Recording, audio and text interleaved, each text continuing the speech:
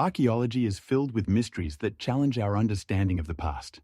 For instance, in 2018, researchers discovered an underground world in Mexico, filled with ritual objects and animal remains, which forced scientists to re-evaluate their views on the religious practices of ancient peoples. In 2009, in Iraq, clay tablets were found with records of a complex administrative system that existed in the 3rd millennium BCE. This discovery revealed that civilizations in this region had highly developed governance much earlier than previously believed. In 2000, in China, archaeologists uncovered a burial site with golden artifacts and bronze items dated to the 8th century BCE, which cast doubt on the chronology of dynasties. Such finds compel scientists to re-examine entire epochs and models of human society's development, proving that history is not a static picture, but a dynamic process full of unexpected twists. In 2020, in Peru, the remains of an ancient civilization were discovered, which utilized unique irrigation methods, challenging existing notions of technology at that time. Göbekli Tepe in Turkey is considered the oldest known temple complex, built approximately 12,000 years ago, during a time when humanity did not yet know agriculture or animal husbandry. This complex, located at an altitude of around 900 meters above sea level, was discovered in 1996 by archaeologist Klaus Schmidt, who devoted his life to its study until his death in 2018. Göbekli Tepe fundamentally changes our understanding of the development of human civilization, as it demonstrates that organized social structures and religious practices could have emerged before the advent of agriculture. The complex features several large circular structures built from massive stone blocks weighing up to 15 tons. The main elements are T-shaped pillars adorned with carvings of animals such as lions, bulls, and birds. These images attest to the high level of artistic skill of ancient people. The pillars are arranged in circular and oval structures, indicating that this place was used not only for rituals, but also as a social center where communities gathered. Some researchers believe that Göbekli Tepe may have served as a place of worship, possibly connected to fertility rituals. It is important to note that archaeologists have not found evidence of a permanent settlement near the complex, which supports the hypothesis that people came here for specific events rather than living there permanently. This challenges the traditional view that people must have settled and started practicing agriculture before creating complex religious structures. In 1998, animal remains such as wild goats and pigs were found at Göbekli Tepe, indicating that the area was rich in wildlife. Dating of the finds shows that construction of the complex began around 9,800 years before our era. This means that Göbekli Tepe predates known civilizations such as the Sumerian, Egyptian, and Indus Valley civilizations, which appeared much later. Therefore, Göbekli Tepe not only changes our understanding of early humans, but also opens new horizons in our understanding of human society, showing that ritual life could have been an important part of culture long before the advent of agriculture. Research continues, and each new layer of earth uncovered by archaeologists brings new fascinating discoveries that can change our understanding of ancient history. For example, in 2020, additional artifacts were found, including tools that suggest people may have used stone tools for food processing. These finds indicate that even in the prehistoric era, people could have been much more sophisticated than we usually think. Göbekli Tepe has become a symbol of how archaeology can open new pages in the history of humanity and challenge widely accepted narratives about the development of civilization. In the province of Bahistan, at an elevation of approximately 2,000 meters above sea level, there are mysterious metallic rings embedded in rock formations. Known as the Bahistan Rings, these unusual artifacts have captivated the attention of archaeologists and historians for several decades. The first mentions of these rings can be found in the works of researchers such as Sir A.K. Edwards, who described them in his travel reports from the early 20th century. It is known that the rings have a diameter ranging from 1 to 2 meters and are made of an alloy containing a significant amount of nickel, making them very durable. They were first discovered in the 1930s when a group of geologists conducted research in this remote area. The origin of the rings remains a subject of debate to this day. Some scientists suggest that the rings could have been part of ancient tools or ceremonial structures, while others propose that they might have been created by extraterrestrials, given their unusual location and material.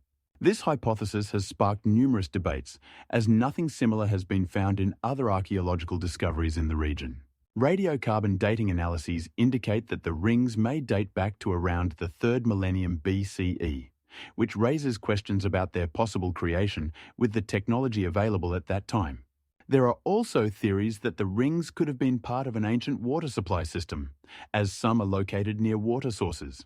Another intriguing question is how the rings ended up in their current position, as they are situated at a height that was likely inaccessible to most people in ancient times. Some researchers suggest that they could have been part of sanctuaries where rituals related to the worship of natural forces were performed. Scientific research has shown that ancient civilizations, such as the Indo-Iranian peoples, once inhabited this region and could have left their mark on these rings. The uniqueness of the Behistun rings lies in their inability to be linked to any known cultural or historical traditions, which creates an air of mystery around this place, attracting tourists and history enthusiasts from around the world. As continuous research is conducted in the area of the ring formations, new technologies such as three-dimensional laser scanning allow for more detailed data on the structure and physical characteristics of these artifacts to be obtained. These data may help in the future to determine a more precise date for the appearance of the rings and possibly their purpose. Currently, the Behistun rings are objects of both scientific and cultural interest, and their origin remains one of the most intriguing mysteries of archaeology. The complexity of studying these artifacts lies in their location in a remote and inaccessible area, which complicates fieldwork and the collection of necessary data. Nevertheless, each new discovery brings us closer to solving this historical enigma, and perhaps in the future we will learn more about who created these rings and for what purpose. The study of the Behistun rings continues, and each new finding adds new details to the picture of the ancient history of this region. Today, many researchers continue to study the rings using various methods and technologies to try to unravel the mysteries they hold. The Antikythera mechanism is an ancient Greek analog computer that was discovered in the year 2000 BC on a shipwreck near the island of Antikythera, located between Crete and Peloponnese. This mechanism, dating back to the 1st century BC, is a complex device consisting of numerous gears and wheels, making it one of the earliest known examples of computational technology in human history. Its primary purpose was to perform astronomical calculations, including predicting solar and lunar eclipses, as well as the phases of the moon. The device allowed for the modeling of the movements of celestial bodies such as the sun and moon, taking into account their orbital periods. Restored models indicate that the mechanism had at least 30 gears that interacted with each other, creating a complex system capable of calculating various astronomical parameters. Studies conducted in 2006 using X-ray tomography revealed that the mechanism could also be used to determine the dates of the Olympic Games and other significant events in the ancient Greek calendar, demonstrating the high level of knowledge the Greeks possessed in astronomy and mathematics. Archaeologists and historians, such as Professor John Graham from the University of California, Los Angeles, assert that this mechanism could have been created by scientists from Rhodes or Athens, indicating a wide exchange of knowledge among ancient Greek city-states. For example, in 2017, researchers discovered that the mechanism used astronomical tables similar to those found in the works of the astronomer Aristarchus of Samos, who first proposed a heliocentric model of the solar system. Notably, the mechanism not only calculated the positions of celestial bodies, but also predicted eclipses with an accuracy of 1 day, which was an astonishing achievement for its time. Indicators were also found that allowed the user to adjust the mechanism depending on their location, indicating that it could be used not only in one place, but in different regions of Greece. In 2018, a group of researchers from Greece and France conducted new research that showed the mechanism included even more complex functions than previously thought, including the ability to calculate higher-order cycles such as the Metonic cycle, which is 19 years long. It is also worth noting that the Antikythera mechanism was not the only device of its kind, but it became a symbol of lost technologies of the ancient world.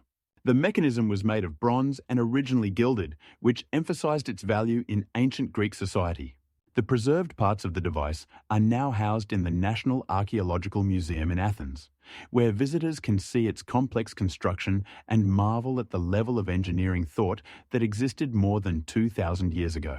Research continues, and scientists continue to uncover new aspects of the operation of this mysterious mechanism, making it one of the most discussed artifacts in the history of science and technology. The scientific community has not yet reached a consensus on how exactly the mechanism worked, which only underscores its uniqueness and mystery. Metal spheres from Klerksdorp were discovered in South Africa in deposits that are approximately 2.5 billion years old. These mysterious objects were found in rocks belonging to the Iron Formation and are small spheres with diameters ranging from 2 to 10 centimeters. Their surfaces have 3 parallel grooves that raise numerous questions about their origin. The first mention of them was made in the early 1990s when geologists conducting excavations in the Klerksdorp area encountered these spheres. Studies by geologists and paleontologists revealed that the spheres contain not only iron but also nickel, confirming their unusual origin. While most scientists believed these formations could be the result of natural geological processes, some researchers proposed theories that these spheres might be of artificial origin, possibly left by ancient civilizations or even extraterrestrials. However, such assumptions are criticized because there is no compelling evidence to support them. In the 1990s, a group of scientists led by Dr. Hendrik Verwer of the University of Pretoria conducted a series of experiments to determine the composition and structure of these objects. They found that the grooves on the spheres have clear boundaries and resemble marks left by tools. This discovery only fueled the debate about the nature of these spheres. However, it is important to note that in geology, similar forms exist, such as oolitic formations, which could be mistakenly interpreted as artificial objects. Meanwhile, the age of these spheres makes them some of the oldest artifacts known to science. This circumstance attracts the attention of geologists and archaeologists who are trying to understand how life could have developed on Earth at the time these spheres were formed. Scientific data show that when the spheres were formed, Earth was undergoing significant geological changes, and the planet's surface was far from being habitable. Nevertheless, the discovery of such objects in ancient layers of the Earth raises questions for scientists about how long life could have developed on our planet and what processes could have been taking place at that time. Some researchers, such as Dr. Chris Steiner, propose a hypothesis that these spheres could be the result of processes related to thermal springs and mineral deposition. This view is based on the fact that in the same geological layers, traces of high temperatures and pressure were found, which could have led to the formation of metallic objects. However, considering all these facts, it remains unclear how exactly these spheres could have formed under the conditions that existed 2.5 billion years ago. Research continues, and each new discovery adds new details to this mystery. It is important to note that such finds as the metal spheres of Klerksdorp play a key role in understanding the early history of Earth and can provide insights into how life developed and what geological processes occurred in ancient times. The discovery of these spheres has become an important step in the study not only of the history of our world, but also in the investigation of how life could have existed under conditions that today seem completely inhospitable. The Voynich manuscript is a mysterious medieval book written in an unknown language that was discovered in the 20th century. In 1932, American antiquarian Wilfrid Voynich purchased this manuscript in Italy. The book consists of approximately 200 pages, featuring strange plants, astronomical phenomena, and even human figures, making it unique among other medieval texts. The language of the manuscript does not resemble any known language, and many scholars have attempted to decipher it without success. The text is written in the Latin alphabet, but its vocabulary and grammar remain undeciphered. Researchers note that some plant illustrations do not correspond to known species, raising further questions about the manuscript's origin. For example, an isometric illustration of a plant with long stems and large leaves has no botanical counterpart. The manuscript contains astronomical tables displaying various signs, possibly related to astrology, indicating the medieval scholars' interest in celestial phenomena. Some pages include diagrams reminiscent of astronomical charts, but none have been precisely identified. Pages 18 and 19 feature details that, according to speculation, may be connected to female figures and their interaction with celestial bodies, highlighting a possible interest in astrology. The manuscript also contains strange symbols not found in any known writing systems, leading researchers to suggest that they may be a cipher or a fictional language created by the author. In 1993, a series of computer analyses were conducted that revealed some recurring patterns in the text. But despite this, the manuscript could not be deciphered. There are several theories about its origin. Some researchers believe it could have been written by a monk living in seclusion in a monastery, while others suggest it could be the work of a prankster or a fraudster who created the manuscript for entertainment or deception.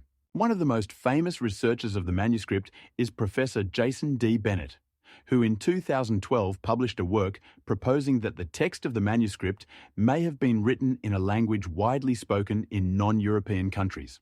This work sparked intense debates among linguists and historians. In 1988, a computer program was created to statistically analyze the text, but the results showed that the language of the manuscript was too complex for precise determination. The illustrations in the manuscript also attract interest. They depict strange flowers and plants that have not been identified by botanists. Some of these plants appear to be a combination of known species with fantastical elements. For example, one of the depicted plants has petals resembling a cactus, but with flowers characteristic of tropical orchids. This suggests that the author of the manuscript may have been familiar with plants from various regions, possibly through trade or travel. In recent years, the manuscript has become an object of interest not only among scholars, but also among cryptographers and enthusiasts of mysteries. In 2018, as part of a project organized by a group of scholars and cryptographers, an analysis was conducted that showed the text of the manuscript could be the result of complex encryption based on principles used in medieval ciphers. Research continues, and the manuscript remains one of the most intriguing mysteries in the history of books. It is unknown how exactly this manuscript ended up in the hands of Wilfrid Voynich, and it remains a question who its author was and what purpose he intended to achieve by creating this text. The London Hammer is a tool that was supposedly found in rocks dating back more than 400 million years, sparking serious debates among scientists and historians. In 1930, a worker named George Mason discovered this hammer in a piece of stone from the Jurassic period while digging in the London area. The hammer is made of iron and has a wooden handle, which raises questions about how it could have ended up in such ancient layers of earth, as modern chronology suggests that metallurgy, including ironworking, only began to develop around the first millennium BC. The hammer is approximately 20 centimeters long and, despite its age, is well preserved, allowing for the observation of details in its craftsmanship. Examining this hammer, scientists began to question the possibility of ancient civilizations that might have used such tools. But no evidence of such technologies in the Jurassic period has been found. Some researchers, such as Dr. Carl Bailey, known for his work on this discovery, claim that the hammer could be evidence of highly advanced civilizations long before known historical periods. However, most scientists maintain that the find is simply an anomaly, possibly the result of geological processes that could have mixed layers of Earth. Proponents of the ancient astronaut theory have picked up on this story, suggesting that the hammer could have been left by extraterrestrials visiting Earth millions of years ago. But these claims remain purely speculative. In 1940, the hammer was transferred to a museum, where various researchers studied it, but thorough analyses and tests did not provide a definitive answer to its origin. For instance, a study using radiocarbon dating showed that the wooden handle of the hammer could be around 100 years old, further complicating the situation. Nevertheless, numerous attempts have been made to confirm or refute the authenticity of the find, with each new interpretation adding fuel to the debate. For many, the London Hammer has become a symbol of the struggle between traditional science and alternative theories, as well as an example of how a single discovery can alter our understanding of human history. Many historians, such as Professor Edward Costa, argue that such finds require more thorough research and critical analysis to prevent the spread of myths. Ultimately, the London Hammer remains a mystery, attracting the attention of both skeptics and proponents of alternative history. Currently, the hammer is housed in a private collection, and further study may provide new insights into its origin and significance in the context of the history of technology. The Puma Punku complex is located in Bolivia at an altitude of over 3,800 meters above sea level and is part of the archaeological complex of Tiwanaku, which was built between 2,000 and 1,800 years before our era. Puma Punku became famous for its massive stone blocks, which could weigh up to several dozen tons, and for the precise craftsmanship that seems impossible with the primitive tools of ancient times.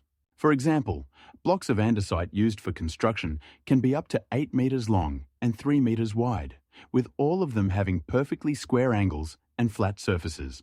It is remarkable that some of these blocks have holes and recesses that are so precisely cut that they can fit details with minimal clearance. For a long time, researchers have tried to understand how ancient inhabitants could process such massive stones with such precision. And one of the popular hypotheses is that they used some highly advanced technologies that have not been found in other archaeological discoveries.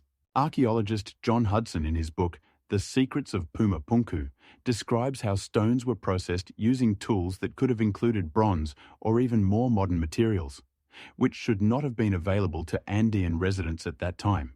He also notes that the processing of stones could have been done using mechanical devices that were used to create vibrations, allowing stones to be cut with high precision.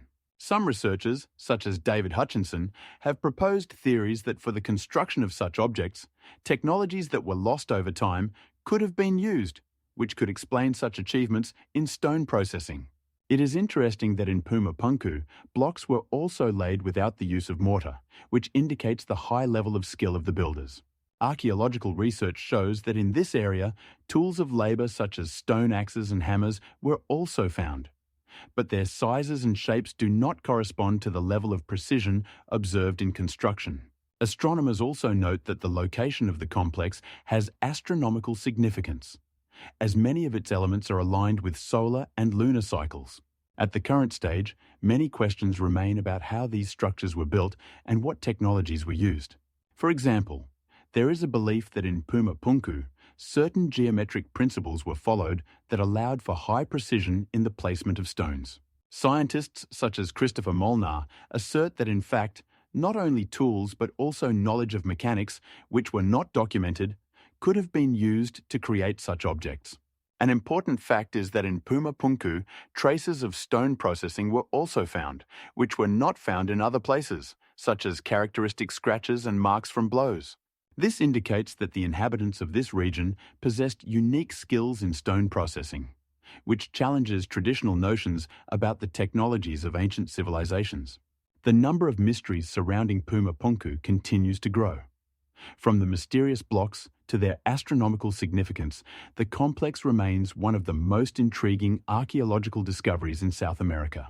Currently, Puma Punku attracts not only archaeologists, but also tourists who want to see these monumental structures with their own eyes. Since the complex is part of a broader cultural heritage of Tiwanaku, its study continues to generate interest among scientists from all over the world. Puma Punku is not just a place. It is a symbol of how much remains unexplored in our history. In Letoli, Tanzania, in 1978, a group of paleontologists led by Dr. Mary Leakey discovered unique footprints left by bipedal hominids that date back approximately 3,600,000 years. These footprints were found in a layer of volcanic ash that formed after a volcanic eruption. The footprints were well preserved because the ash that covered them fixed their shape. The total number of footprints exceeds 20. And they represent the tracks of 2 or 3 different individuals, suggesting that these hominids could move in groups. The sizes of the footprints vary, but most of them are about 21 centimeters long, indicating that these creatures were comparable in size to modern humans. Analysis of the footprints shows that the hominids walked on 2 legs, which is a significant piece of evidence for the evolutionary transition from quadrupedal ancestors. Research conducted in 2005 also confirmed that the footprints belong to the species Australopithecus afarensis, which is considered one of the ancestors of humans. These footprints provide important information about how hominids adapted to a terrestrial lifestyle and developed the ability to walk on two legs. This discovery also sheds light on the social aspects of hominid life, as the footprints indicate that they could move together, suggesting a certain level of social structure and interaction. Notably, the footprints in Laetoli are among the earliest evidence of bipedal locomotion, making them a key element in understanding human evolution. Research conducted in 2009 showed that the shape and depth of the footprints indicate that these hominids had good posture and could walk with confidence.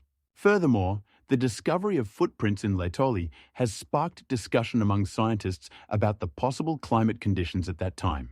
This was a period when the climate in East Africa was gradually changing, with forests giving way to savannas, which could have facilitated the evolution of bipedal hominids. The footprints in Laetoli are not just prints. They are a significant historical artifact that allows scientists to look back into the distant past and better understand how our ancestors lived in a changing world. These findings have formed the basis for numerous ongoing studies in this field and remain relevant for discussions on human evolution, social structure, and adaptation to the environment. It is important to note that the footprints themselves do not provide a complete answer to questions about how the hominids looked or how they lived, but they serve as a key to further investigation of these topics. The footprints in Laetoli are a striking example of how even the simplest discoveries can change our understanding of human history. The city of Dwaraka, located on the coast of India, is an object of both historical and mythological research. According to ancient texts such as the Mahabharata, Dwaraka was built by the god Krishna. According to legends, this city was erected in western India, in the region of the current state of Gujarat, and became a symbol of prosperity and spiritual wealth. Archaeological research, which began in the 20th century, has revealed underwater structures that could be the remains of this mythical city. In 2003, an Indian underwater archaeological team led by Dr. S.R. Rao discovered on the bottom of the Arabian Sea stone foundations that are believed to be part of Dwaraka. These findings include stone walls, columns, and even statues, indicating a highly developed architecture and culture. The research shows that the city could have existed between the 6th century BC and the 3rd century AD. There are various theories about why Dwaraka sank. One of the most widespread hypotheses links this to the change in sea level caused by the melting of glaciers at the end of the last ice age. Other scientists suggest that seismic activity could have led to the destruction of the city's structures. In 2006, an archaeological team discovered massive stone constructions at a depth of about 30 meters, which could be part of an ancient harbor, confirming the theory that Dwaraka was an important trade center. Additionally, artifacts such as pottery, coins, and tools were found during the excavations, indicating a developed economy. The findings suggest that the inhabitants of Dwaraka engaged in fishing, agriculture, and trade with other regions. Some researchers believe that Dwaraka could have been connected to other ancient civilizations such as Mohenjo-Daro and Harappa, which were located in the territory of modern Pakistan. In the 12th century, the traveller and historian Ibn Battuta described these places, highlighting the importance of Dwaraka as a center of pilgrimage for followers of Hinduism. There are also legends about the gods and demons fighting for control of this city. The secrets of Dwaraka remain unsolved, and archaeological research continues. In 2009, scientists from the Indian Institute of Oceanography conducted an expedition during which more artifacts were discovered, confirming the existence of this civilization. The findings include items made of copper and bronze, indicating the level of technological development.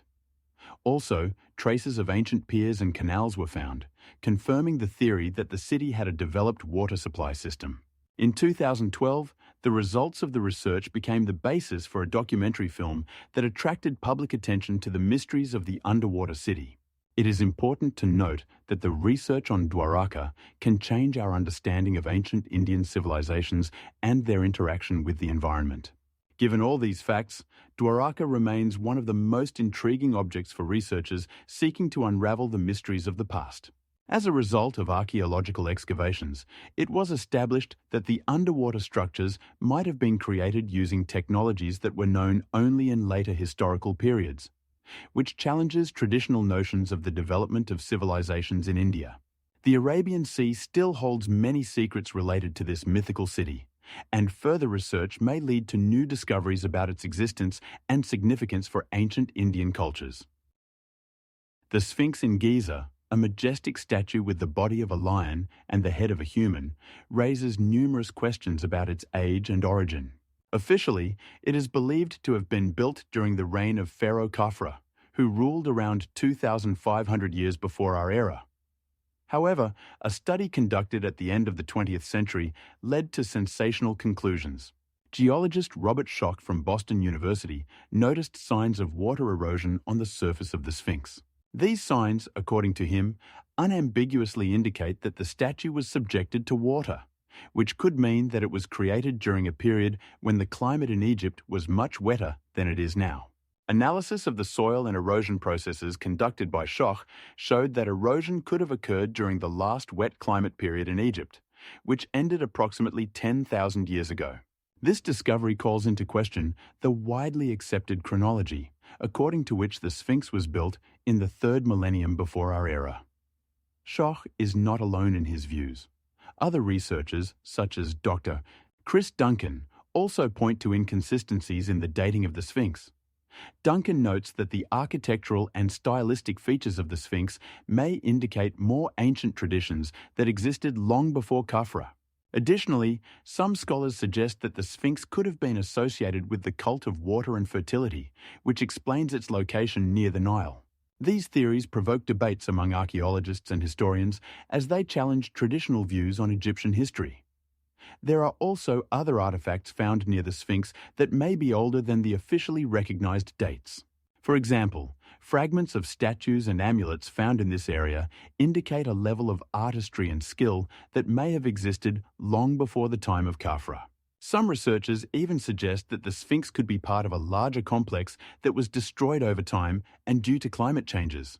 It is important to note that in recent decades, climate changes and archaeological research have continued to provide new data that either confirm or refute existing theories.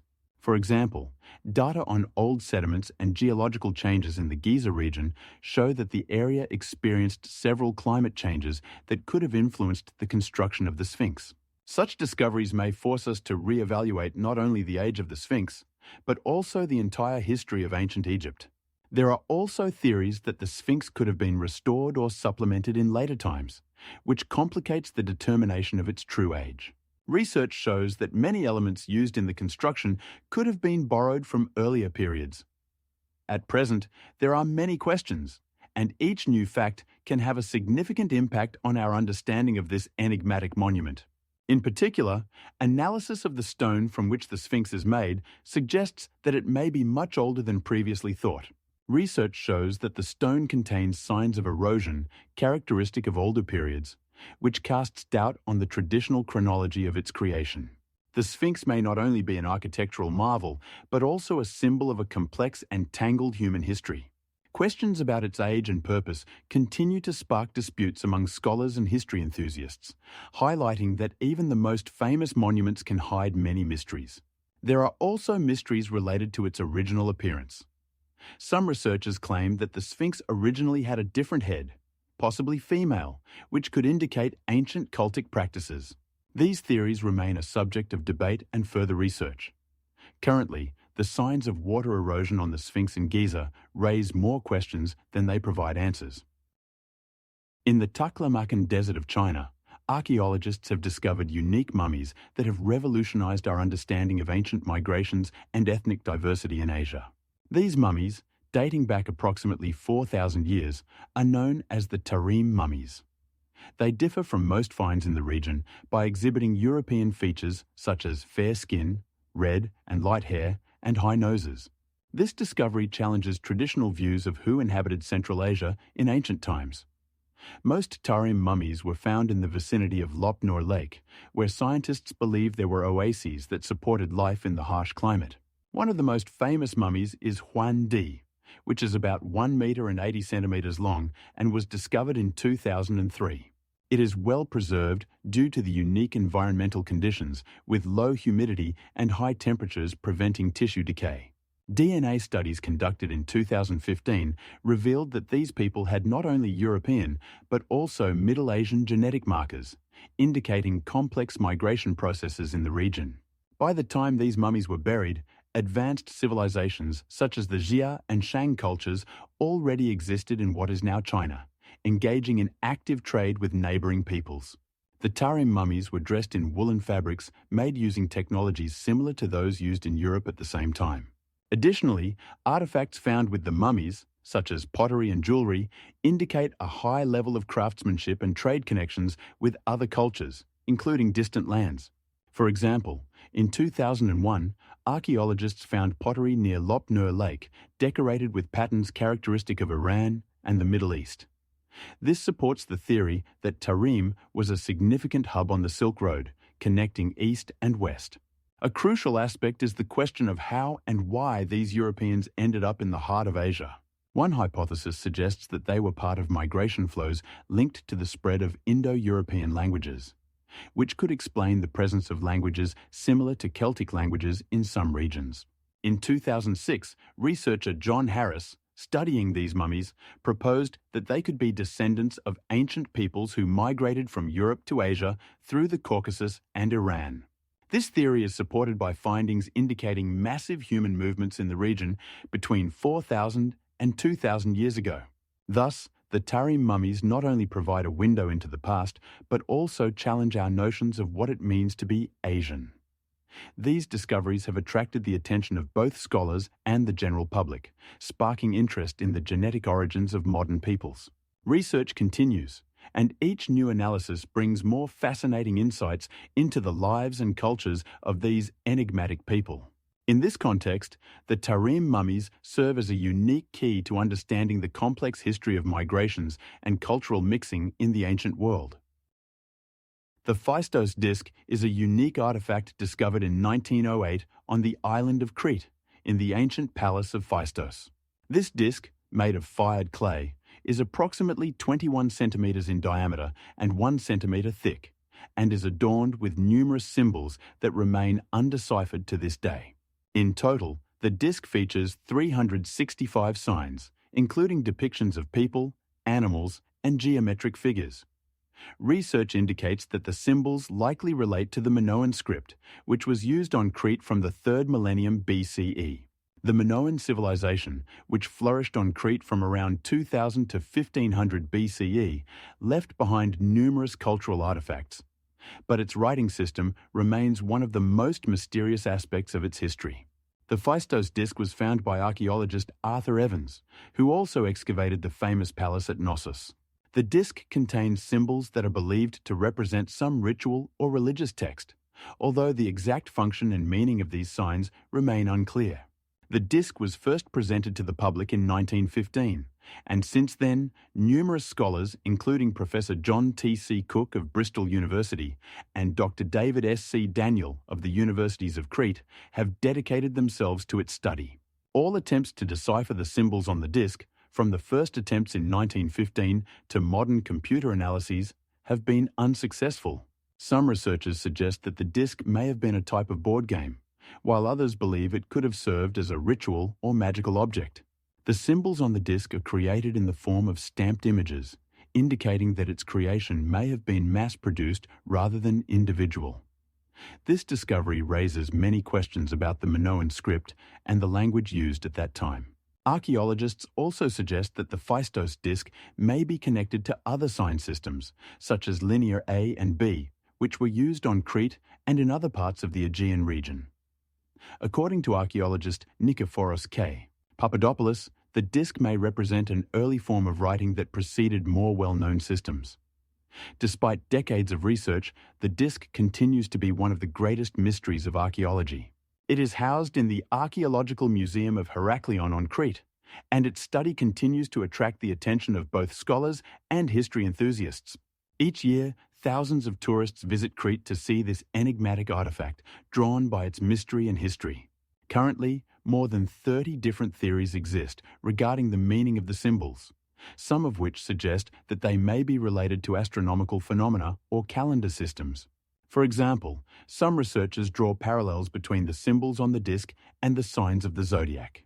The Phaistos disc continues to spark debate and discussion among scholars who strive to unravel its secrets, and perhaps it is this very mystery that makes it so appealing for study.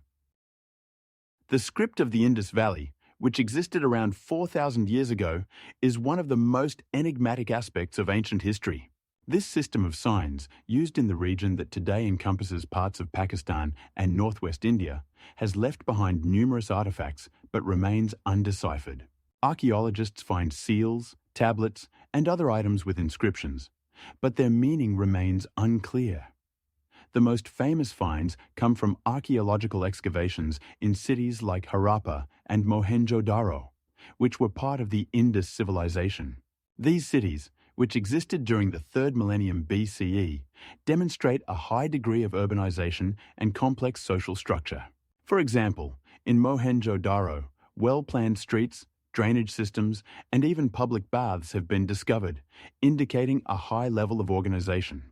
The script used in these cities consists of more than 400 symbols, which, according to assumptions, could be logographic or syllabic. Compared to other ancient writing systems, such as Egyptian hieroglyphs or Sumerian cuneiform, the Indus Valley script could have been simpler to use but more complex to interpret. Scholars like Indian archaeologist B.B. Lal suggest that these signs could have been used for record-keeping, trade, or religious rituals. However, the lack of bilingual inscriptions, like those found in Mesopotamia and Egypt, significantly complicates the decoding process. Findings such as seals with animal and human images may indicate that the script was related to religious or cultural practices, but the specific functions remain unknown. According to archaeologists, the written signs first appeared in this area around 2400 BCE, making them some of the earliest examples of writing in the world. Despite the efforts of many researchers, such as American linguist Subhashini A. Dutta, the Indus Valley script is still awaiting its decipherment. Each attempt at decipherment encounters problems, as many symbols can have multiple meanings, and the context in which they were used remains unclear. Therefore, studying this script could change our understanding of how writing developed in the ancient world. Parallels with other systems, such as Maya or Chinese hieroglyphs, show that writing could have developed independently in different regions, but with some common features. For example, as with the Maya, where over 800 signs were found, the Indus Valley script also exhibits a variety of symbols, indicating a complex cultural life. Research shows that writing could be not only a means of communication, but also an important tool for transmitting knowledge accumulated over generations. Currently, each find in the Indus Valley, including seals with images, represents a potential key to understanding not only this ancient civilization, but also the general mechanisms of writing development in human history. Existing theories that this script could have influenced other cultures, such as Sumerian or Egyptian, require further research and confirmation. One of the most intriguing aspects of the Indus Valley script is that, despite the abundance of finds, no text exceeds 20 symbols, making them resemble seals or labels. This may indicate that the script was used for brief records rather than long narratives or literary works. An example is the find in Mohenjo-Daro, where a unicorn is depicted on one of the seals, which may indicate the existence of mythology and symbolism in the culture of the Indus Valley. The complexity and mystery of this script remains subjects of research and discussion among archaeologists and linguists, underscoring the importance of further excavations and analysis of finds for understanding this ancient civilization. The Iron Pillar in Delhi, erected in the beginning of the 5th century AD, is an extraordinary example of ancient metallurgy. This pillar, over 7 meters tall and weighing around 6 tons, was built in honor of King Chandragupta II, also known as Vikramaditya. What astonishes modern metallurgists is its remarkable resistance to corrosion. The pillar consists of iron with a purity of over 98%, which far exceeds the levels achieved in contemporary steels. Research conducted in the 20th century revealed that the pillar is virtually immune to rust, despite being exposed to polluted air and rainwater for centuries. The unique properties of the iron used in its construction continue to be a subject of debate. Experts suggest that ancient Indian metallurgists employed special technologies that allowed them to achieve such high purity and corrosion resistance. For instance, researcher B.S. Mehta, in his article published in the journal Old and New in Metallurgy, describes a possible method involving the use of special carbon-containing materials and specific temperature regimes in the production of cast iron. It is also noteworthy that the pillar lacks a foundation and is simply embedded in the ground, which also puzzles specialists. This construction method makes the pillar stable and allows it to maintain its vertical position for over 16 centuries. The surface of the pillar bears a thick patina, formed as a result of the interaction between iron and its environment, which, according to scientists, plays a crucial role in protecting it from corrosion. Analysis of the surface layer showed the presence of phosphates and other elements that could have formed due to oxidation processes. These factors create a unique protective layer that prevents further metal degradation. Unlike many other historical metallic artifacts that have undergone significant corrosion, the iron pillar remains virtually untouched. Its longevity and resistance to time and climatic conditions puzzle not only historians but also modern scientists studying ancient technologies. This pillar has been the subject of numerous studies aimed at uncovering the secrets of its durability. For example, in 2015, a group of metallurgists from the Indian Institute of Technology in Delhi conducted an analysis that revealed the pillar contains unique microstructures that may explain its extraordinary properties. These studies support the hypothesis that ancient Indian craftsmen could have used local minerals that imparted special characteristics to the iron. The iron pillar in Delhi not only symbolizes the achievements of ancient metallurgy, but also serves as an important object for the study of the history of technologies and their impact on the present. For instance, it has become a symbol of high achievements in Indian science and technology, inspiring contemporary researchers to seek new solutions in the field of materials science. This historical monument attracts tourists from all over the world and is a significant cultural heritage of India, underscoring the importance of preserving such landmarks. In 2018, the pillar was visited by over 100,000 tourists, demonstrating its popularity and significance as a historical monument. Interest in the iron pillar does not wane, and ongoing research continues to fuel the curiosity of both scientists and the general public. The underwater Neolithic settlement of Atlit Yam is located on the coast of Israel and sank approximately 9,000 years ago, making it one of the earliest known examples of human civilization preserved underwater. 80% of the settlement is located at depths between 9 and 12 meters, allowing it to be explored without the need for deep-sea diving. Excavations began in 1981 under the leadership of Israeli archaeologist Professor Amichai Magen, who discovered a series of unique artifacts, including well-preserved remains of buildings, tools, and even human remains. Atlit Yam is a significant example of how people lived during the transition period between hunting-gathering and agriculture. Research has shown that around 100 people lived here, building houses from stone and wood, using pottery, and engaging in fishing and gathering edible plants. The walls of many buildings were decorated with carvings, and in the center of the settlement was a communal square, indicating the presence of social structure and organization. In 1993, burial sites were discovered, including remains of men, women, and children, confirming the existence of ritual practices. The unique find was fishing nets made from plant fibers, demonstrating the skill of the local residents. Tools such as scrapers and knives made from flint were also found, indicating a high level of technological knowledge.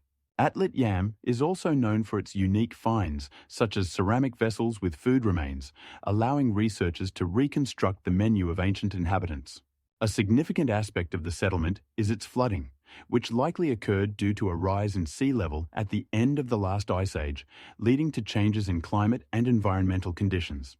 These changes forced people to adapt to new conditions. Excavations at Atlit Yam continue, and new discoveries constantly enrich our knowledge of the Neolithic period in the Near East.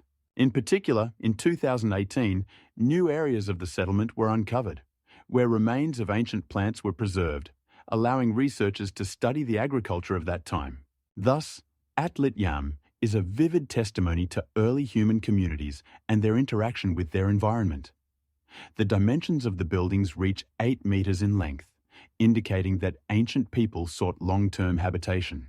The settlement contains not only tools, but also everyday items such as grain mills and buckles, confirming the presence of craft production. Research shows that the residents of Atlit Yam could maintain trade connections with neighboring communities, as artifacts found in the settlement are not typical of the region. This confirms the hypothesis of the exchange of goods and cultural practices. For example, in 2020, archaeologists discovered fragments of pottery that have similarities with finds from more distant regions, such as Mesopotamia. All this information helps to better understand how the first societies developed and how they coped with the challenges of their time. Atlit Yam has become a treasure trove for archaeologists and historians, opening unique opportunities for the study of Neolithic culture. The lines of Nazca in Peru represent one of the most mysterious and impressive archaeological sites on the planet. These giant geoglyphs, depicting animals, figures, and geometric shapes, were created between the 2nd century BC and the 6th century AD. Among the most famous are the giant lizard, monkey, and hummingbird, which can reach lengths of up to 300 meters. They can only be seen from a bird's eye view, which raises questions about how the ancient Nazca, without modern technology, could create such monumental works of art. One popular theory suggests that the lines served as an astronomical calendar. Research conducted in the 20th century showed that some geoglyphs are aligned with specific astronomical events, such as the winter solstice. For example, the line known as the cosmic line is oriented towards the point of sunrise on the day of the winter solstice, indicating a high level of astronomical knowledge among the Nazca people. Additionally, other geoglyphs may be related to ritual practices involving the worship of gods, as evidenced by the discovery of ceramics and other artifacts in the vicinity. However, there are also more exotic theories, such as the idea that the lines could have served as landing strips for extraterrestrials. Proponents of this theory point to their enormous size and the need to view them from a height, which they believe confirms the existence of extraterrestrial civilizations that could have used these strips for landing their crafts. Despite the lack of evidence supporting this theory, it has attracted the attention of many researchers and enthusiasts of mysteries. In the 20th century, scientists such as Paul Kosloff began to study the Nazca lines more closely, using various methods, including aerial photography and geodesy. As a result, additional geoglyphs that were previously unnoticed were discovered, increasing the scale of the entire complex. In total, there are more than 800 geoglyphs and more than 30 kilometers of lines on the Nazca territory, making this place one of the most significant monuments of ancient culture. 80 years ago, the Nazca lines were included in the UNESCO World Heritage List, highlighting their cultural and historical value. Work on the preservation and study of these objects continues, and new technologies, such as unmanned aerial vehicles, allow for more accurate data collection on the geoglyphs and the surrounding area. For example, in 2019, researchers used laser scanning technology to create three-dimensional models of the geoglyphs, which allows for a deeper understanding of their structure and functions. The enormous number of questions about the purpose of the Nazca lines remains unanswered, and this only increases interest in them. Recent research results suggest that some of the geoglyphs could have been created for ritual processes related to water, which is particularly important in the arid climate of the region. The Nazca lines remain a mystery, and their study continues to attract the attention of scientists and tourists from around the world, making this place one of the most visited in Peru.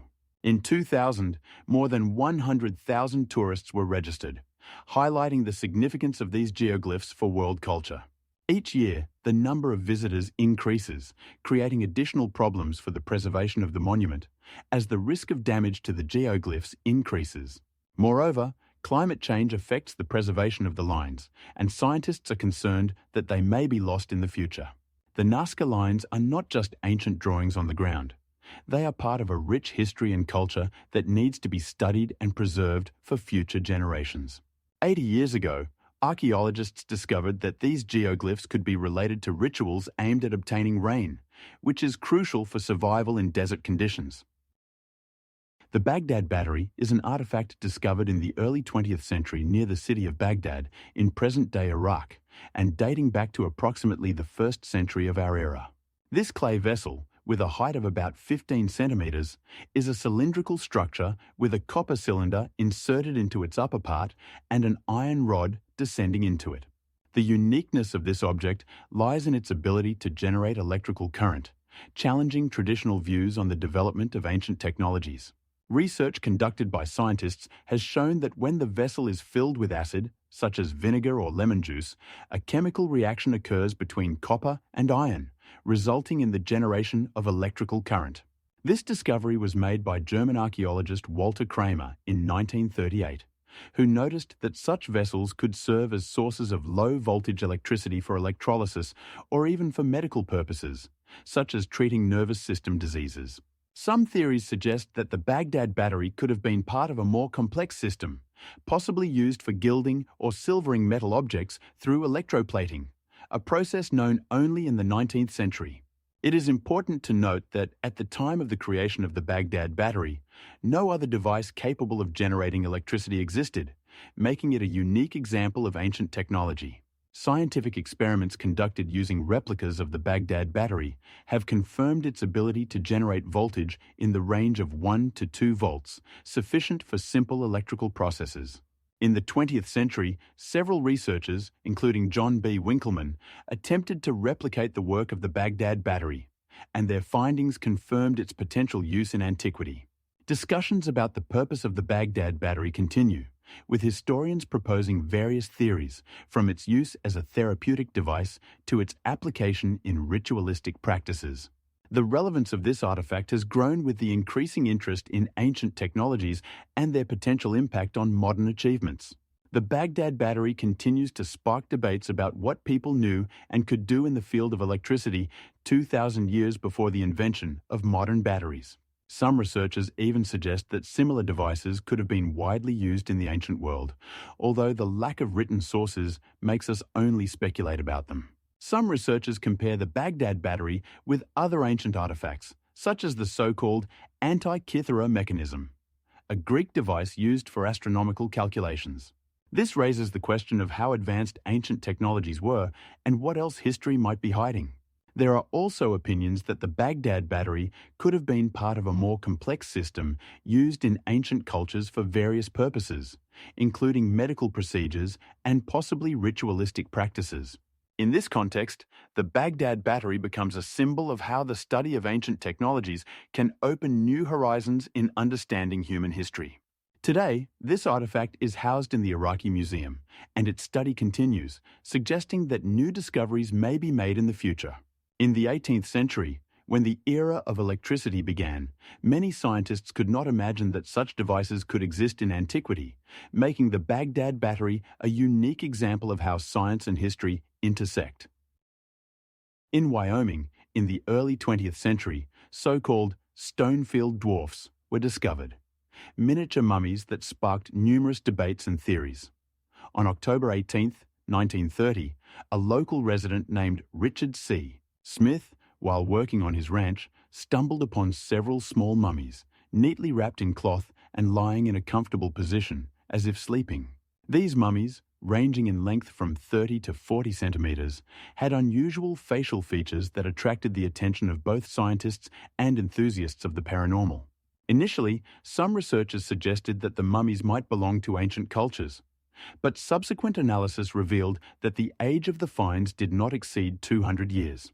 Consequently, ufologists began to propose hypotheses that these could be extraterrestrials who had landed on Earth.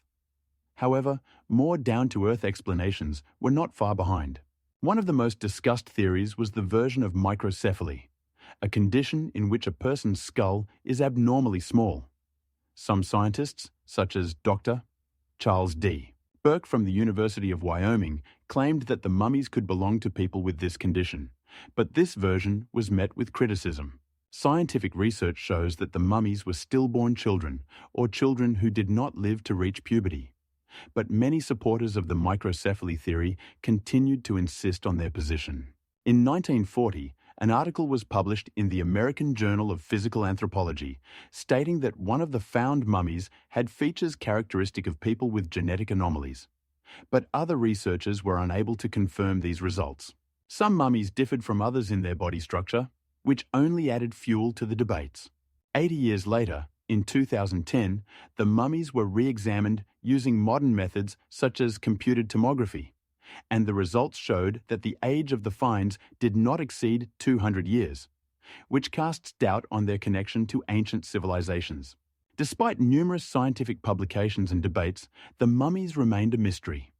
Interest in the Stonefield dwarfs has not waned, and disputes about what these creatures really are continue to this day. Some researchers suggest that these could be the result of ancient rituals, while others insist that the mummies are the result of natural processes of death and mummification.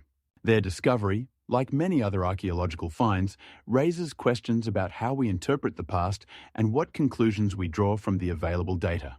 8 out of 10 mummies were placed in a museum, where they became objects of study and discussion, attracting the attention of both scientists and enthusiasts of paranormal phenomena. Such finds make us question how we perceive history and how easily we can become entangled in the mysteries left by our ancestors. It is interesting to note that similar finds exist in different cultures around the world, which only further fuels interest in these mummies. Some local residents even claim that the mummies were part of an ancient ritual related to ancestor worship, making these finds not only scientific but also cultural phenomena. Today, the mummies continue to attract the attention of researchers and enthusiasts as each new discovery or study can shed light on unknown pages of human history. The underwater monument of Yonaguni, located off the coast of Japan, is a subject of dispute among researchers and enthusiasts of ancient artifacts. The monument was discovered in the late 1980s when divers began noticing strange formations on the seabed. The monument is situated near the island of Yonaguni, part of the Ryukyu archipelago. Its dimensions are impressive. It is approximately 120 meters long and 5 meters high. Some researchers argue that it is a natural formation created by erosion and natural processes such as tectonic plate movements and underwater currents. However, others, including Japanese archaeologist Masaki Morimoto, believe it to be the ruins of a submerged temple, possibly dating back 10,000 years. These conclusions are based on the presence of right angles, stepped platforms, and other architectural features that, according to proponents of the ruins theory, could not have formed without human intervention. Morimoto and his team conducted a structural analysis and noted that certain elements, such as staircases and flat platforms, are too symmetrical to be natural formations. In 1998, a research group from Tokyo University, led by Dr. Toshio Mizuno, discovered artifacts near the monument, including tools and pottery that, according to radiocarbon dating, are approximately 4,000 years old. These findings have strengthened the argument for a submerged civilization. Nevertheless, many geologists and naturalists continue to insist that the monument's shape can be explained by natural processes. In 1999, Japanese geologist Kenji Abe presented a theory suggesting that the structure is the result of ocean wave and seismic activity, not a man-made object. Scientific debates surrounding Yonaguni continue, and each hypothesis requires further investigation. It is worth noting that the underwater monument has become an object of international interest, attracting tourists and researchers from around the world. There are even specialized diving tours that offer the opportunity to explore this mysterious place. Some divers report that at depth, light plays on the stone walls, creating a mystical atmosphere. On the other hand, critics point out that the lack of clear evidence of human activity makes this monument less interesting for historians. The debates around Yonaguni highlight a broader discussion about how we interpret the remnants of the past and the weight we give to scientific evidence. This structure continues to be a subject of discussion and research, and each new analysis can contribute to understanding this enigmatic monument. Currently, there is no definitive answer to the question of the monument's origin, and it remains one of the most intriguing mysteries of underwater archaeology. Scientific research continues, and various teams of scientists are conducting underwater expeditions in search of additional evidence to clarify the nature of this unique object. Stonehenge is one of the most famous megalithic monuments in the world, located on Salisbury Plain in England. Its age is approximately 5,000 years, making it one of the oldest architectural objects that have survived to this day. Construction began around 3000 BC and continued for several centuries, according to archaeological data. The main component of Stonehenge consists of enormous stones known as sarsen stones and bluestones. Sarsen stones, weighing up to 50 tons, were quarried in the area of Maryborough, about 20 kilometres from the monument. Bluestones, lighter in weight, ranging from 2 to 4 tons, were brought from Pembrokeshire in Wales, over 200 kilometres away. The mystery of their transportation still puzzles scientists and historians. Several theories exist regarding the methods used to move these massive stones. One popular hypothesis suggests the use of a system of wooden sleds that could be dragged along pre-prepared routes. Some researchers point to the possibility of using waterways, as the stones could have been moved along river systems in certain areas. Other theories propose that the stones could have been catapulted onto special platforms, which would have helped reduce the distance they needed to cover. However, none of these theories have definitive proof, and the question of how the ancient people managed to move such massive blocks remains open. It is interesting to note that Stonehenge is not only an architectural structure, but also an astronomical observatory. Research shows that on the days of the summer and winter solstices, the sun rises and sets exactly in line with the two main stones. This indicates that the ancient builders had a deep understanding of astronomy and could use this knowledge in their rituals. Various ceremonies were held at Stonehenge, as evidenced by the discovery of human remains and other artifacts such as pottery and tools. Excavations conducted in the late 20th century revealed more than 50 burials dating from the Bronze and Iron Ages. This suggests the significance of this place in the culture of ancient Britons, who used it not only as an observatory, but also as a sacred place for burials and rituals. Research indicates that Stonehenge could have been the centre of religious life, attracting people from all over Britain, which in turn facilitated the exchange of cultural and social aspects. Such findings as obsidian tools and other materials not found in Britain confirm that Stonehenge was an important part of a wider exchange network. Thus, Stonehenge is not just a collection of stones, but a complex monument reflecting the level of knowledge and skill of its creators. Scientists continue to study it, attempting to unravel its mysteries and understand its significance for the ancient people. In recent years, new technologies such as ground-penetrating radar and 3D scanning have been applied, helping to better understand the structure and layout of the stones. For example, in 2019, a group of scientists from the University of Salford discovered previously unknown underground structures that could change our understanding of Stonehenge and its surroundings. This discovery underscores that research on the monument is ongoing, and new findings can further enrich our understanding of this unique place. The Baalbek Temple complex in Lebanon, also known as Hercules or Jupiter, is one of the most impressive architectural structures of antiquity. Construction of this complex began in the 1st century BC and continued until the 3rd century AD. The main temples, dedicated to Roman gods, were built using massive limestone blocks that continue to amaze historians and archaeologists.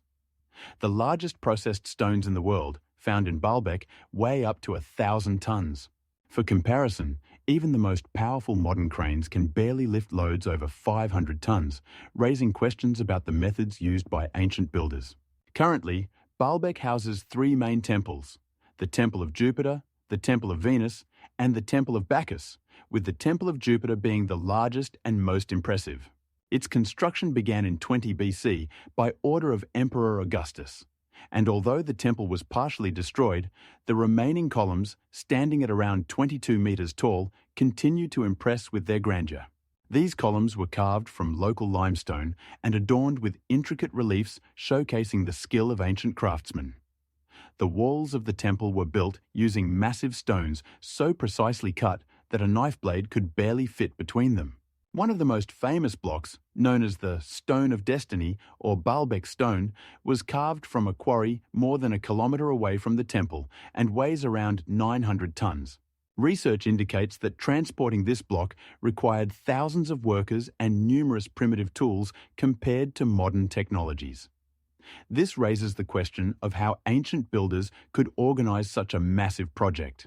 Archaeological finds show that Baalbek had a well-developed infrastructure, including roads and systems for delivering materials. Additionally, many researchers suggest that ancient Romans used a system of rollers and inclined planes to move such large blocks. Nevertheless, the phrase "wonders of the ancient world" is not without meaning. In its grandeur, Baalbek stands first. Today, this complex is a UNESCO World Heritage Site and attracts tourists from around the globe eager to see these magnificent structures. It is interesting that during excavations in Baalbek, archaeologists also discovered numerous artifacts, including statues, coins, and other items that testify to the rich history and culture of this region. Scientific research continues, and each year brings new discoveries that add to our understanding of how people lived and worked in ancient times. This place has become not only an archaeological discovery, but also a symbol of human strength and ingenuity demonstrated in its creation. The height of the largest block in the Temple of Jupiter reaches 5 meters, and its length exceeds 20 meters.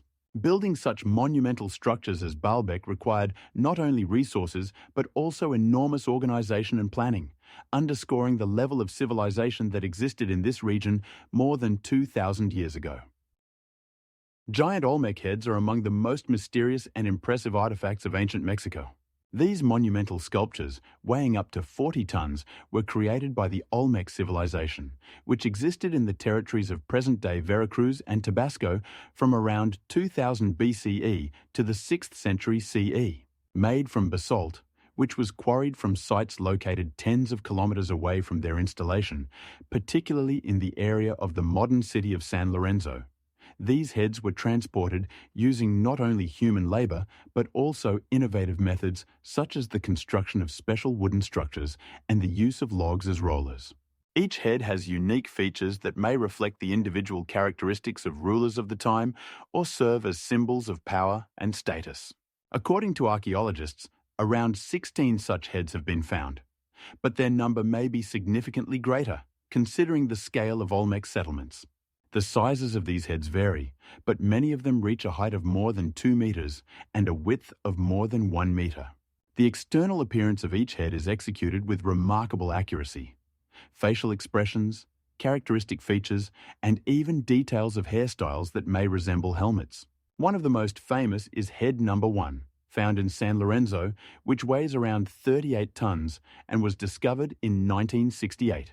Research shows that the Olmecs used not only basalt, but also other types of stone for their artistic creations, although basalt became the primary material due to its strength and availability.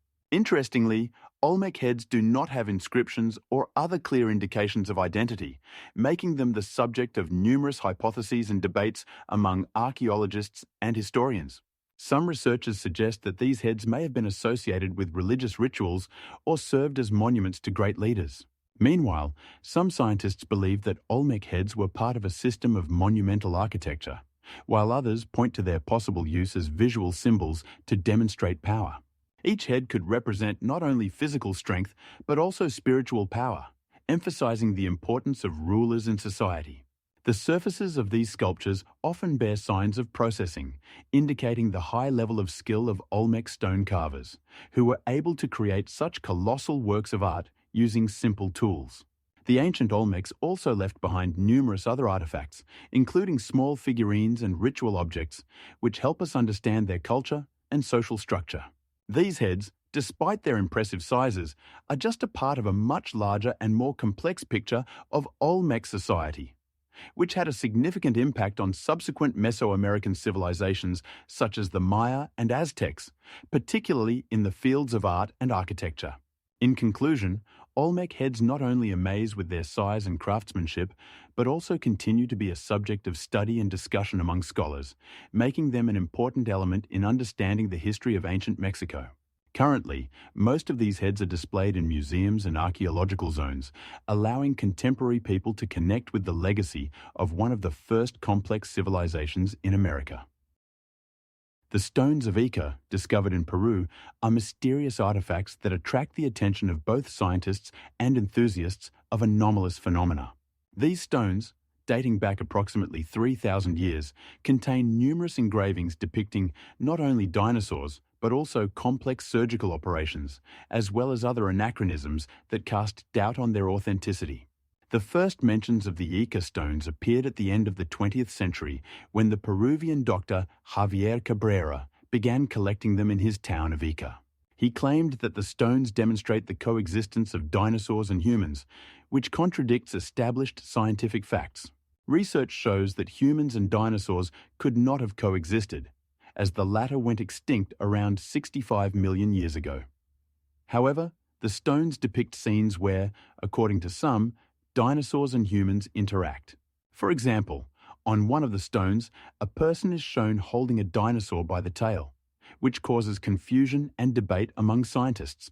Additionally, other stones depict surgical operations such as amputations and even organ transplants, raising questions about the level of medical knowledge of ancient peoples. The inscriptions on the stones are executed with a high degree of detail, which also raises questions about their origin. While proponents of the stone's authenticity argue that these artifacts could indicate a highly advanced civilization, some researchers, such as Dr. Richard Hoxley, suggest that many of these images could have been created in later times to attract tourists and for study purposes. In the year 2000, the Peruvian government even banned the export of Ica stones to prevent their further commercialization. As a result of this ban, many stones remained in Peru and are now exhibited in several museums, where researchers continue to study them. Scientific analyses using X-ray and electronic microscopes have not been able to confirm the age of the stones, adding more mysteries to their history. Some scientists believe that the stones could be modern forgeries created with modern tools. However, supporters of the theory of their antiquity suggest that some of the images could have been created using methods of which we are not aware. For example, on one of the stones, an operation on the heart is depicted, which, in their opinion, could indicate a high level of medical knowledge. In literature, the Ica stones are often mentioned as part of a broader theme about ancient civilizations and their possible contacts with dinosaurs, which leads to even more disputes. The scientific community remains divided into two camps. Some consider the stones to be forgeries, while others see them as evidence of lost knowledge. The complexity of these questions lies in the fact that they touch not only archaeology, but also history, medicine, and even the philosophy of science. The Ica stones remain a subject of discussion and research, and despite the lack of definitive conclusions, they continue to attract the attention of both scientists and ordinary people.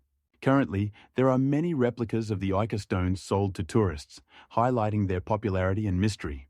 Scientific research continues, and perhaps in the future, we will learn more about the origin and significance of these unique artifacts.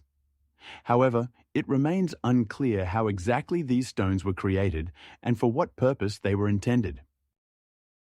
Roman dodecahedrons are bronze 12-sided figures that continue to puzzle historians and archaeologists due to their uncertain function.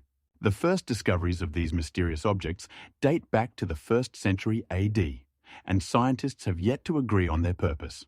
Today, around 100 such items have been found across the territory of the Roman Empire, including countries like Germany, France, Britain, and even in modern-day Romania.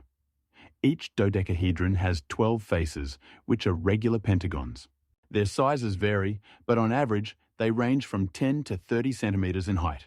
Some researchers suggest that dodecahedrons may have served as measuring instruments, possibly for determining distances or angles.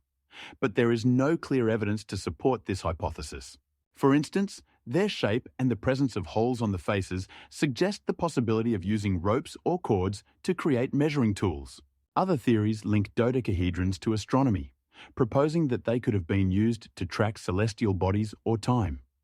However, none of these hypotheses have been definitively proven. Another intriguing theory is that Roman dodecahedrons could have been children's toys.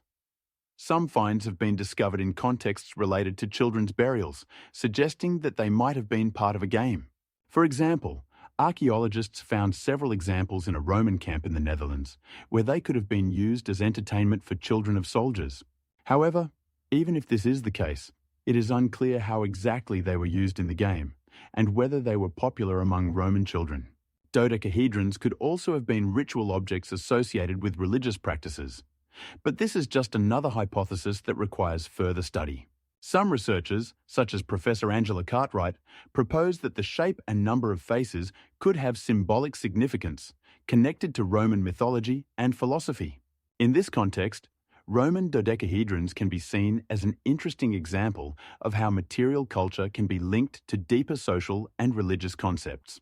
A key aspect of studying dodecahedrons is that none of the examples have any inscriptions or clear markers that could shed light on their use. This makes their study even more complex. Furthermore, the discovery of Roman dodecahedrons often occurs within the context of broader archaeological excavations, which makes it difficult to isolate them as separate artifacts. For example, in 2018, archaeologists in Germany found 2 dodecahedrons along with other everyday items, but they were unable to determine how exactly the 12-sided figures were used. Ultimately, Roman dodecahedrons remain one of the most intriguing and mysterious artifacts of antiquity, highlighting how little we know about the daily life and culture of ancient Romans. Each newly discovered example adds a new layer to this complex puzzle, encouraging scientists to continue searching for answers to questions that may never be fully resolved. Currently, it is known that the largest finds of Roman dodecahedrons have been made in Germany, where more than 30 examples have been discovered. Paracas turtles found on the coast of Peru represent a unique object of study, as their elongated shell shape has sparked debate among scientists. Known as Paracas turtles due to the region of their discovery, they were first found in the 20th century when archaeologists began exploring ancient cemeteries in the area, which date back to the 6th century BC to the 2nd century AD. The first discoveries were made in 1921 when archaeologist Julian T. Stewart unearthed several graves containing the remains of these turtles, leading to further excavations in the 1930s. The elongated shells, in particular, attracted researchers' attention because their shape differs from the shells of modern turtles. A significant aspect is that the length of the shell can reach 30 centimeters, which is much larger than most species.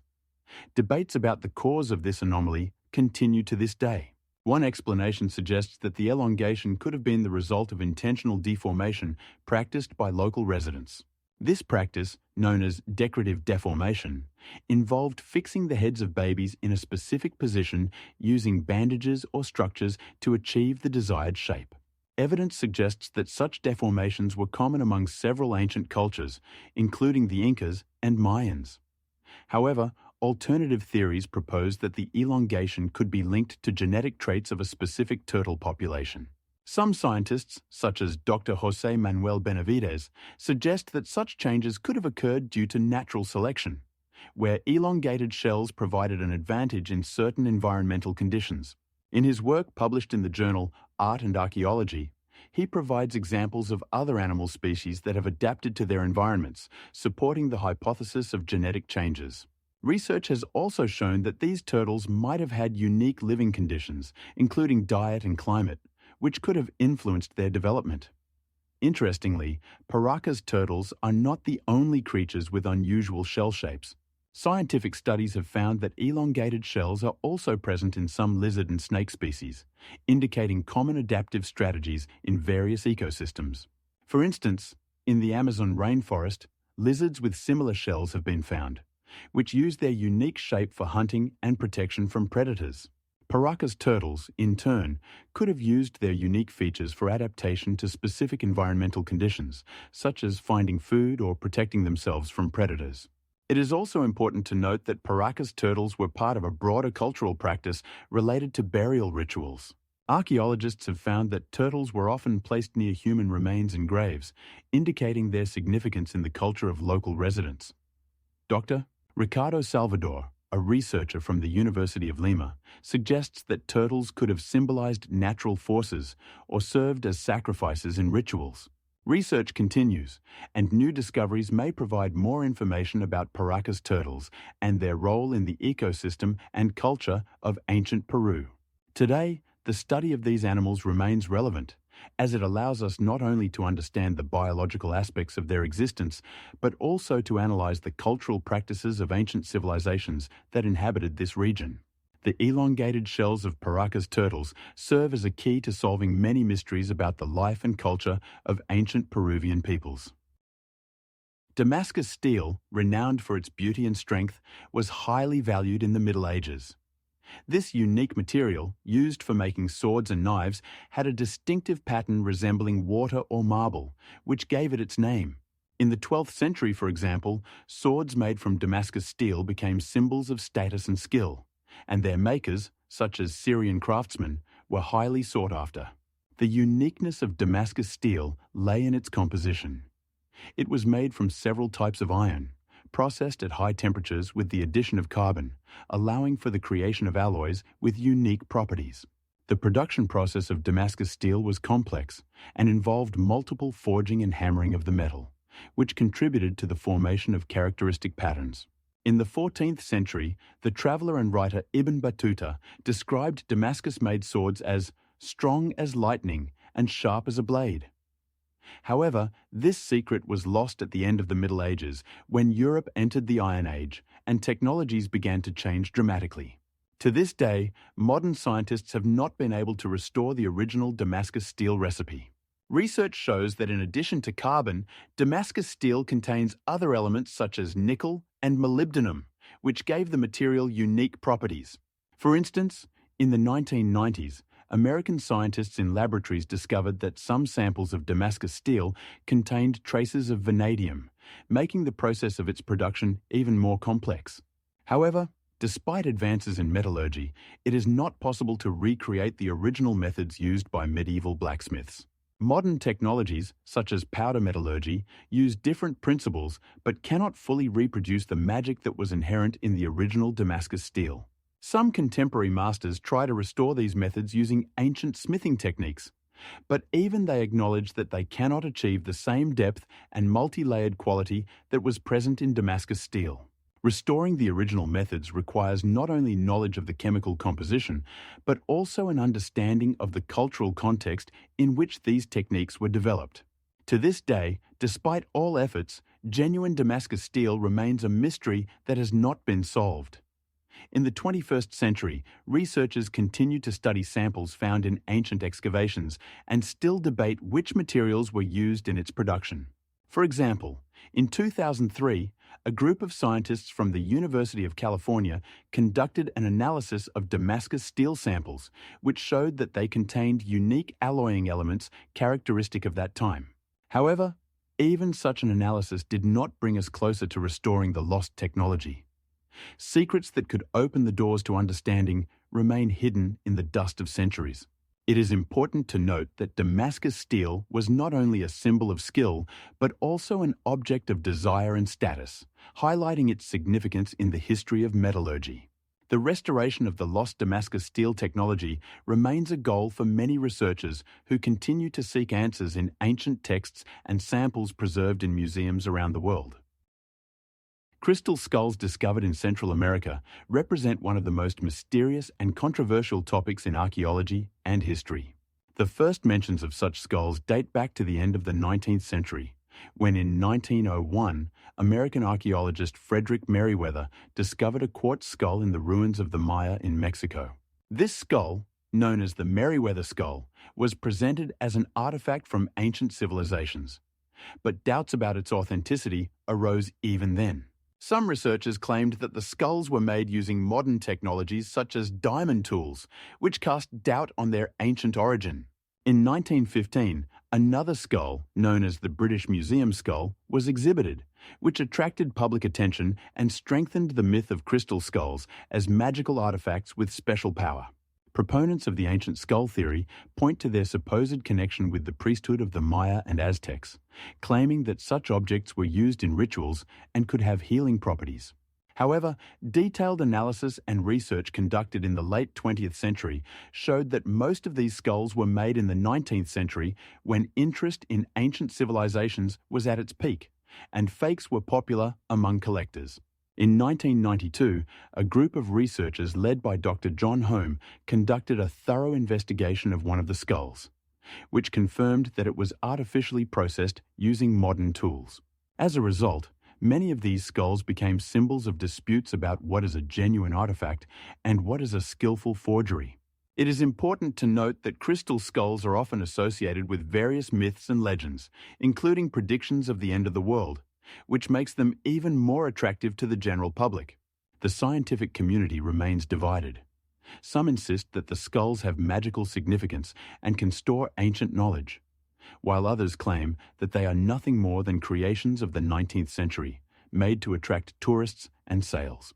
For example, the skull known as the Los Angeles skull was exhibited in the Science Museum in Los Angeles at the beginning of the 21st century. But after analyzing its origin, it was proven to have been made in Europe. In this context, the question arises about the significance of such artifacts for modern cultures and how they influence the perception of ancient civilizations. Many researchers point to the need for a critical approach to such finds and warn about the risks associated with the romanticization of myths about ancient cultures. For example, the popularization of skulls as mystical objects can distract from real historical facts and achievements of the Maya and Aztecs, such as their outstanding skills in astronomy and mathematics. In the end, crystal skulls remain objects of disputes and mysteries that continue to attract the attention of both scientists and history enthusiasts, and each new skull appearing on the market generates new discussions about its authenticity and significance. In 1979, during an exhibition at the Museum of Natural History in New York, a collection of skulls was presented that attracted millions of visitors, despite scientific research indicating their forgery. The Rongorongo script from Easter Island is one of the most mysterious artifacts in the history of writing. These symbols were found on wooden tablets made from local trees, such as Toromiro, and date back to around the 16th century, when Europeans first encountered the islanders. Currently, it is known that there are 24 tablets containing Rongorongo, each covered with more than 100 symbols, making them unique. It is interesting to note that Rongorongo may be the only known writing system independently invented in Oceania. Despite numerous attempts at deciphering, scholars have not reached a consensus on the meaning of these symbols. They were first mentioned in the 30th year of the 19th century, when missionaries began to study the culture and language of Easter Island. The most famous researcher of Rongorongo is the Norwegian anthropologist and linguist Thor Heyerdahl, who in the middle of the 20th century attempted to establish a connection between the script and ancient civilizations in South America. He believed that Rongorongo could be related to other ancient writing systems, such as Mayan or Inca, although his hypothesis was not confirmed. A distinctive feature of Rongorongo is that the symbols can be written in any direction, left to right, right to left, and even top to bottom, making their study even more complex. Some researchers suggest that Rongorongo may contain elements of mythology or rituals related to the Rapa Nui culture, but the specific meanings of the symbols remain unknown. Over the years, numerous theories have been proposed about the structure of Rongorongo, including the idea that it could be a pictographic system similar to hieroglyphs. Other researchers, such as the American linguist Gary Beckman, have suggested that Rongorongo could be a logographic system where each symbol represents not a single word, but an entire idea or concept. Today, Rongorongo is housed in several museums, including the British Museum and the National Museum of Oceania in Papeete, where research aimed at deciphering it is conducted. Despite all efforts, none of the deciphering attempts have yielded definitive results, and Rongorongo remains one of the few writing systems that have not yet revealed their secrets. An important aspect is that, according to some researchers, Rongorongo could have emerged as a result of contact with other cultures, although evidence for this theory is limited. For example, in the 20th century, the researcher and linguist Alfred Métraux suggested that Rongorongo could have its roots in Polynesian traditions, but his ideas were also not definitively confirmed. Today, Rongorongo is a key to understanding the cultural heritage of Easter Island and its inhabitants, who created a unique writing system. There is a belief that Rongorongo could contain important information about the social structures and beliefs of the Rapa Nui, but without deciphering, this information remains inaccessible. Each new approach to deciphering Rongorongo opens up new horizons for research, but so far, no one has been able to offer a definitive solution. For example, In 2018, a group of researchers from the University of Texas, under the leadership of Dr. Richard Stewart, applied machine learning algorithms to analyze texts, but even these modern methods did not yield definitive results. The difficulties in deciphering Rongorongo highlight the uniqueness and complexity of the writing system, which could become an important source of knowledge about ancient Polynesian civilizations. Currently, Rongorongo is not only an object of scientific interest, but also a symbol of mystery that attracts the attention of researchers from all over the world. The fortress of Sacsayhuaman is located near the capital of the ancient Inca Empire, the city of Cusco in Peru. Construction of this monumental structure began in the late 15th century during the reign of the first Inca, Pachacuti. The walls of the fortress are built from enormous stone blocks, each weighing up to 200 tons. These blocks, cut from local limestone and granite quarries, are perfectly fitted together without the use of mortar, making their joints virtually invisible. The Inca achieved such precision using simple tools like wooden hammers and stone chisels, although the details of this process continue to be debated among researchers. Built at an altitude of over 3,000 meters above sea level, Sacsayhuaman covers an area of about 13 hectares and consists of numerous terraces reinforced by massive walls. The main walls of the fortress are up to 3 meters thick and reach a height of over 9 meters. The structure includes several large plazas and less substantial buildings, as well as roads that connect different parts of the fortress. Research indicates that Sacsayhuaman was used not only as a military fortress, but also as a ritual site where important Inca ceremonies were held. Some historians suggest that it was here that sacrifices and other religious rituals took place. Over the centuries, the fortress has been subject to destruction and looting, especially after the Spanish conquest in the 16th century, when many of the stone blocks were used to construct buildings in Cusco. Nevertheless, Sacsayhuaman has retained its grandeur and has become a subject of interest for archaeologists and tourists from around the world. Studies show that the construction was designed to withstand earthquakes, indicating a high level of Inca engineering skill. Today, the fortress is a UNESCO World Heritage Site and attracts thousands of tourists annually. It is intriguing that the question of how the Inca managed to move such heavy stones over long distances and raise them to great heights remains unanswered. Situated on the slopes of the mountains, the fortress offers a breathtaking view of the surrounding landscape, making it not only a historical, but also a picturesque place. Sacsayhuaman also serves as the venue for the annual Inti Raymi Festival, dedicated to the Inca sun god, further emphasizing its cultural significance for the modern Peruvian population. Recent research has shown that settlements near the fortress supported its operation and has opened new avenues for studying the social structure of the Inca. Restoration work on some sections of the fortress continues to this day, underscoring its importance to local culture and global heritage.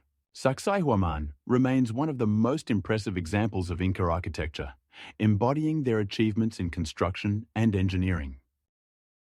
Archaeology continues to amaze the world with its discoveries, which often challenge traditional views of human history.